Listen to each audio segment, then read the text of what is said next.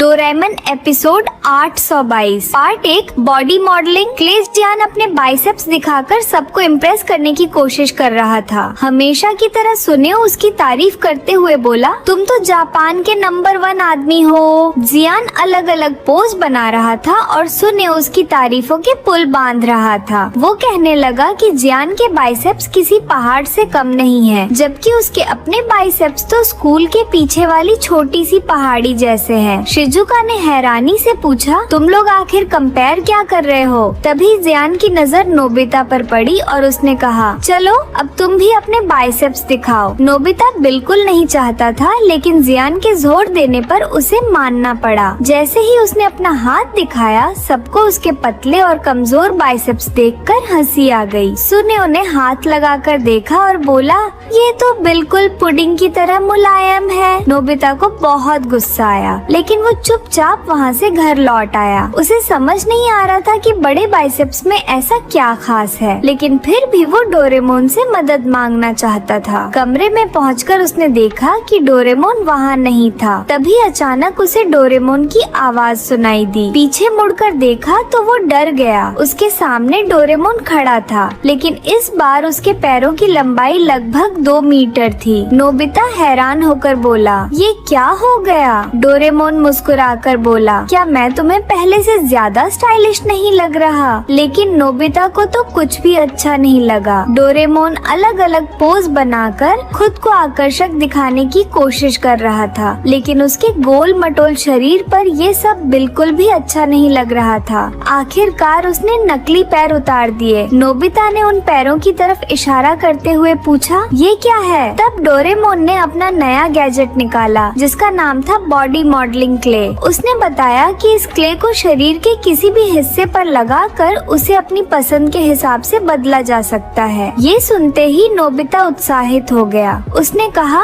मैं तुम्हें पहले से भी ज्यादा सुंदर बना दूंगा। लेकिन डोरेमोन ने बहुत जल्दी उस पर भरोसा कर लिया। नोबिता को ये गैजेट इतना पसंद आया कि वो उसे बार बार इस्तेमाल करने लगा। कुछ ही देर बाद उसने डोरेमोन का चेहरा बदलकर उसे एक नेवले जैसा बना दिया। डोरेमोन खुशी खुशी नीचे गया। उसे लगा कि अब वो सबसे आकर्षक बिल्ली बन जाएगा, लेकिन जैसे ही उसने आईने में खुद को देखा, उसके होश उड़ गए। उसे भी बुरी बात तब हुई जब नोबिता की माँ ने उसे कोई जंगली जानवर समझकर झाड़ू उठा ली। डोरेमोन घबराकर बोला, मैं बिल्ली नहीं हूँ, मैं नेवला हूँ। लेकिन इतना कहते ही उसे अपनी गलती का एहसास हो गया। गुस्से में वो वापस कमरे में गया, लेकिन वहाँ नोबिता कहीं दिखाई नहीं दिया। उधर जियान अभी भी एक्सरसाइज कर रहा था, जबकि सुनियो शिजुका को अपनी हवाई ट्रिप की कहानी सुना रहा था। जियान ने कहा, तुम ये कहानी बहुत ज्यादा बार सुना चुके हो। लेकिन सुनियो ने जवाब दिया, अरे मैंने तो सिर्फ 126 बार ही सुनाई है। तभी सबका ध्यान एक अजीब आवाज की तरफ गया। उन्होंने देखा कि कोई बहुत ताकतवर आदमी उनकी तरफ आ रहा है। कुछ देर बाद सबकी आंखें खुली की खुली रह गईं। वो कोई और नहीं बल्कि नोबिता था। नोबिता ने अपने नकली बाइसेप्स दिखाते हुए कहा, बस थोड़ी सी मेहनत की है। जियान को उसकी बात पर बिल्कुल भरोसा नहीं हुआ। अभी कुछ देर पहले तक जिसके हाथ बिल्कुल कमजोर थे, वो अचानक इतना ताकतवर कैसे बन गया? तभी नोबिता ने अपने बाइसेप्स दिखाने के लिए जोर लगाया और उसकी शर्ट का बटन टूटकर सीधे जियान के माथे पर जा लगा। नोबिता ने जियान को ताकत आजमाने की चैलेंज भी दे दी, लेकिन जियान डर गया और तुरंत पीछे हट गया। उधर डोरेमोन की मुलाकात सुनियो और शिजुका से हुई। दोनों ने पहले तो उसे नेवला समझ लिया, फिर डोरेमोन ने सारी सच्चाई बता दी कि नोबिता उसका बॉडी मॉडलिंग क्ले लेकर घूम रहा है और उसी से लोगों को परेशान कर रहा है। सुनियो को ये गैजेट बहुत पसंद आया। इसी बीच नोबिता अपनी नई बॉडी दिखाकर बाकी दोस्तों को इम्प्रेस कर रहा था। तभी एक अंकल वहाँ आए और उन्होंने बच्चों से मदद मांगी। उनकी गाड़ी का पहिया नाली में फंस गया था। नोबिता को देखकर उन्हें लगा कि वो आसानी से गाड़ी निकाल देगा। नोबिता भी अपना दम दिखाना चाहता था, लेकिन वो गाड़ी को 1 सेंटीमीटर भी नहीं हिला पाया। अब सबको समझ आ गया कि उसकी ताकत सिर्फ दिखावे की थी। उधर जियान लगातार एक्सरसाइज कर रहा था, जबकि नोबिता को अब एहसास होने लगा था कि सिर्फ अपीयरेंस बदलने से इंसान सच में ताकतवर नहीं बन जाता। तभी सुनेओ उसके पास आया और बॉडी मॉडलिंग क्ले मांगने लगा। वो खुद को और भी आकर्षक बनाना चाहता था। थोड़ी ही देर में शिजुका भी आ गई। उसने नोबिता से अपनी नाक बदलने की रिक्वेस्ट की। वो अपनी नाक को तस्वीर वाली लड़की जैसी बनाना चाहती थी। नोबिता ने कहा, तुम जैसी हो वैसी ही अच्छी लगती हो, लेकिन शिजुका नहीं मानी। काफी कोशिशों के बाद नोबिता ने उसकी नाक बदल दी, लेकिन नाक इतनी लंबी हो गई कि वो बिल्कुल पिनोचियो जैसी लगने लगी। दूसरी तरफ सुनेओ अपनी नई बॉडी देखकर बहुत खुश था। उसने अपनी पसंद की चौड़ी पैंट पहन ली और खुद को आईने में देखकर खुश होने लगा, लेकिन जैसे ही उसने घूमकर स्टाइल दिखाने की कोशिश की, वो गिर पड़ा। फिर उसने अपनी साइकिल को भी छोटा समझ लिया और एक बड़ी साइकिल चलाने लगा, लेकिन कुछ ही देर में उसका बैलेंस बिगड़ गया और वो सीधे दीवार से टकरा गया। उधर जियान नोबिता के घर पहुंच चुका था। वो उससे मुकाबला करना चाहता था, लेकिन जैसे ही उसने नोबिता को देखा, उसका कॉन्फिडेंस गायब हो गया। उसने तुरंत बात बदल दी और कहा, मैं तो बस तुम्हें बेसबॉल खेलने के लिए बुलाने आया था। इस बीच शिजुका पानी पीना चाहती थी, लेकिन उसकी लंबी नाक उसे ऐसा करने ही नहीं दे रही थी। कुछ बच्चों ने उसकी नाक देखकर कहा कि वो बिल्कुल पिनोकियो जैसी लग रही है। उन्होंने मजाक मजाक में उसकी नाक खींचनी शुरू कर दी। आखिरकार शिजुका और सुनेओ दोनों तंग आकर नोबिता के घर पहुंच गए और बोले, अपना ये बेकार गैजेट वापस ले लो। लेकिन समस्या ये थी कि नोबिता को खुद नहीं पता था कि इस क्ले को हटाया कैसे जाए। दोनों उसे गैर जिम्मेदार कहने लगे। तभी जियान भी वहाँ पहुँच गया। उधर डोरेमोन ने भी नोबिता को ढूंढना लगभग छोड़ दिया था। तभी उसे नोबिता की मदद के लिए चिल्लाने की आवाज सुनाई दी। वो तुरंत वहाँ पहुँचा और सोचने लगा कि इस बार नोबिता को अच्छी तरह डांटना पड़ेगा, लेकिन जैसे ही उसने नोबिता को देखा, वो डर कर पीछे गिर पड़ा। जियान ने बॉडी मॉडलिंग क्ले का इस्तेमाल करके नोबिता को एक विशाल चूहे में बदल दिया था।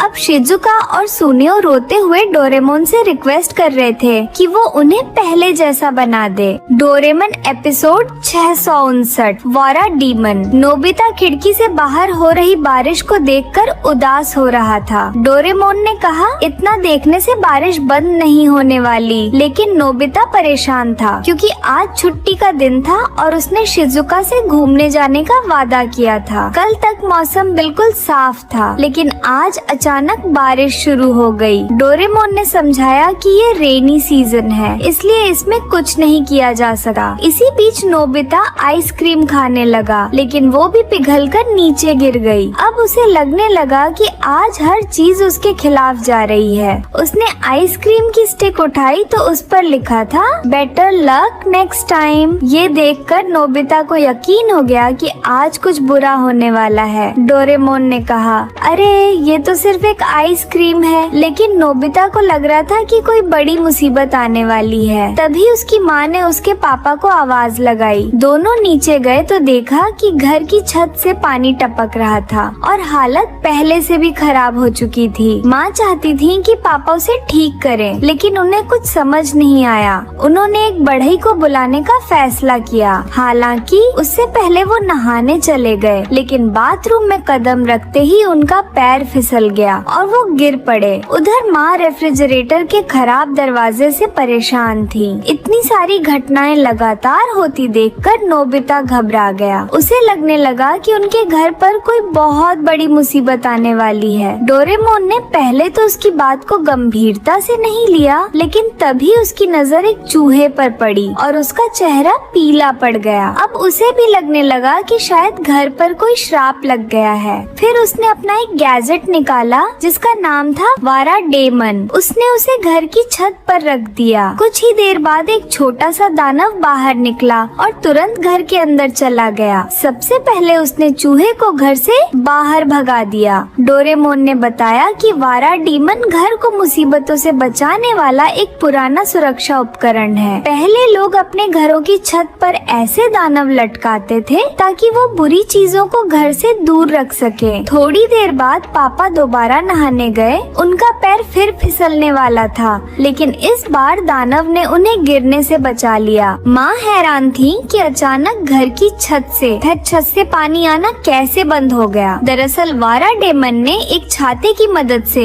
बारिश का रास्ता रोक रखा था। भले ही उसका तरीका थोड़ा अजीब था, लेकिन वो घर को सुरक्षित रखने की पूरी कोशिश कर रहा था। उधर नोबिता घर से बाहर निकला और रास्ते में उसकी टक्कर जियान से हो गई। गलती से उसके मुंह से कुछ ऐसा निकल गया जिसे सुनकर जियान गुस्सा हो गया। नोबिता तुरंत भागने लगा। भागते भागते उसका पैर फिसल गया और वो पानी से भरे गड्ढे में गिरने वाला था। उसे लगा कि वारा डीमन आकर उसे बचा लेगा, लेकिन ऐसा कुछ नहीं हुआ। ऊपर से उसने जियान के कपड़े भी गंदे कर दिए और फिर जो हुआ वो तो होना ही था। जब डोरेमोन ने नोबिता की हालत देखी तो उसे समझते देर नहीं लगी कि जियान ने उसकी अच्छी खासी पिटाई की है। नोबिता ने पूछा, मुझे बचाने कोई दानव क्यों नहीं आया? डोरेमोन ने समझाया कि वारा डीमन सिर्फ घर के अंदर सुरक्षा देता है, घर से बाहर निकलने के बाद उसकी शक्ति काम नहीं करती। ये सुनकर नोबिता ने फैसला किया कि अब वो घर से बाहर नहीं निकलेगा। तभी शिजुका वहाँ से गुजरी। नोबिता ने उसे घर के अंदर बुला लिया। असल में शिजुका नदी के किनारे वायोलिन की प्रैक्टिस करने जा रही थी, लेकिन अब उसने घर के अंदर ही वायोलिन बजाने का फैसला कर लिया। समस्या ये थी कि उसकी वायोलिन जियान की सिंगिंग जितनी ही डरावनी थी। जैसे ही उसने बजाना शुरू किया, वारा डीमन तुरंत आ गया और उसने शिजुका को घर से बाहर निकाल दिया, क्योंकि उसे लगा कि वह घर को नुकसान पहुंचा रही है। ये देखकर नोबिता बहुत गुस्सा हो गया। तभी उसे याद आया कि शिजुका अपना सामान घर में ही भूल गई है। वह उसे वापस देने के लिए उसके पीछे भागा, लेकिन रास्ते में उसका पैर एक खाली कैन से टकरा गया, जो सीधे एक कुत्ते के सिर पर जा लगी। कुत्ता गुस्से में उसके पीछे दौड़ पड़ा। किसी तरह नोबिता समय रहते घर पहुंच गया और छोटे दानव ने उसकी रक्षा कर ली। दानव अचानक बहुत बड़ा हो गया, जिसे देखकर कुत्ता डर कर भाग गया। अब नोबिता आराम से आइसक्रीम खाते हुए सोचने लगा कि चाहे बाहर कितनी भी मुसीबत क्यों न आ जाए, अगर वह घर पहुंच जाए तो दानव उसकी रक्षा कर लेगा। ये सोचकर उसके चेहरे पर एक शरारती मुस्कान आ गई। डोरेमोन समझ गया कि नोबिता के दिमाग में फिर कोई अजीब योजना चल रही है। नोबिता को लगने लगा कि घर के अंदर उसे किसी चीज से डरने की जरूरत नहीं है। इसी दौरान उससे कुछ केक के टुकड़े जमीन पर गिर गए। डोरेमोन ने उसे रोकने की कोशिश की, लेकिन नोबिता फिर भी घर से बाहर चला गया। उसी समय माँ नीचे आई और उन्होंने देखा कि रेफ्रिजरेटर का दरवाजा फिर खुला हुआ है। डोरेमोन को शक हुआ कि ये सब नोबिता की वजह से हुआ है। तभी उसने देखा कि एक चूहा जमीन पर गिरे केक के टुकड़े खा रहा है। चूहे को देखकर डोरेमोन डर गया और कुर्सी से गिर पड़ा, लेकिन छोटे दानव ने तुरंत आकर चूहे को भगा दिया। उसी समय डोरेमोन को अचानक कुछ समझ में आया। दूसरी तरफ जियान आराम से कॉमिक पढ़ रहा था कि तभी नोबिता उसके पास पहुंचा और उससे माफी मांगने को कहने लगा। जैसे ही जियान गुस्सा हुआ, नोबिता तुरंत भाग गया। इसी बीच घर की मरम्मत करने वाला कारीगर काम पूरा करके नोबिता के पापा को बताता है कि छत में जो छेद हुआ था वह चूहे की वजह से हुआ था। ये सुनकर डोरेमोन को यकीन हो गया कि उसकी सोच बिल्कुल सही थी। उधर नोबिता भागते हुए जियान को चिढ़ाता रहा और फिर रास्ते में उसी कुत्ते को देखकर दोबारा उसे परेशान करने लगा। आगे जाकर उसने देखा कि सुनेओ सबको अपनी एक खास गाड़ी दिखा रहा था, जिसकी दुनिया में सिर्फ 5 ही कार्स थीं। लेकिन नोबिता दौड़ते हुए उससे टकरा गया और गाड़ी टूट गई। अब सुनेओ भी गुस्से में उसके पीछे दौड़ने लगा।